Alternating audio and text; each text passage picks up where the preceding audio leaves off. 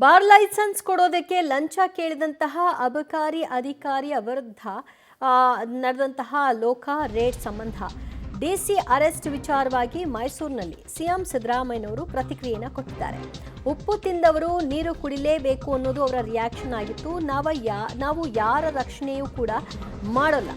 ಏನು ತಪ್ಪು ಮಾಡಿದ್ದಾರೆ ಅದು ಸಾಬೀತಾಗಬೇಕು, ಅದಕ್ಕೆ ತಕ್ಕ ಹಾಗೆ ಶಿಕ್ಷೆಯನ್ನು ಅನುಭವಿಸಬೇಕು.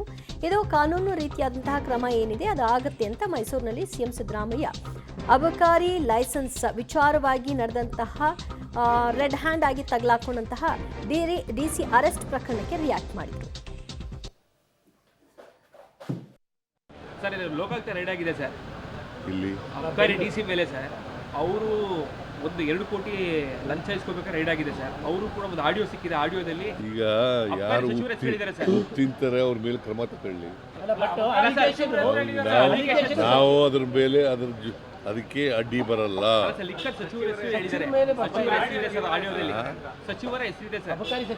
ಅವರು ಕೊಡಬೇಕಾಗಿತ್ತು. ಗೊತ್ತಿಲ್ಲ ನನಗೆ, ಗೊತ್ತಿಲ್ಲ. ಬಿಜೆಪಿ ಅಲಿಗೇಷನ್ ಅದ್ರ ಮೇಲೆ ಶುರುವಾಗಿದೆ. ಈಗ ಭ್ರಷ್ಟಾಚಾರ ನಡೀತಾ ಇದೆ. ಇಷ್ಟರ ಮಟ್ಟಿಗೆ ಲಿಕ್ಕರ್ ಸಚಿವರು ಅದನ್ನ ಈಗ 40% ಕಮಿಷನ್ ತಗೋತಾರೆ ಅಂತ ಯಾರು ಹೇಳುದು? ಕೆಂಪಣ್ಣ ಅಲ್ಲ ಮತ್ತೆ ಸರ್, ಇದು ಲೋಕಾಯುಕ್ತ ರೈಡ್ ಆಗಿದೆ ಸರ್.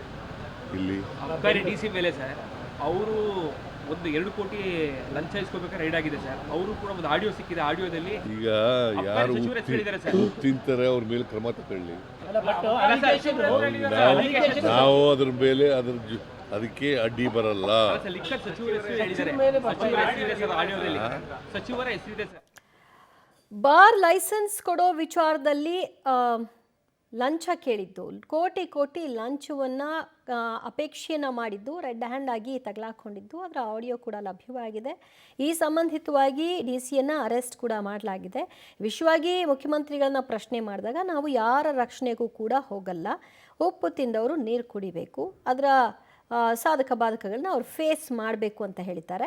ಆಮೇಲೆ 40% ವಿಚಾರವಾಗಿ ಆರೋಪ ಮಾಡಿದವರು ಯಾರು ಅಂತ ಇನ್ನೂ ಅಲ್ಲೇ ಇದ್ದಾರೆ. ಆದರೆ ಮುಂದುವರೆದಂತೆ ಗುತ್ತಿಗೆದಾರರು ಮಗದೊಂದು ಆರೋಪವನ್ನು ಇದೇ ಸರ್ಕಾರದ ಮೇಲೆ ಮಾಡಿದ್ದಾರೆ.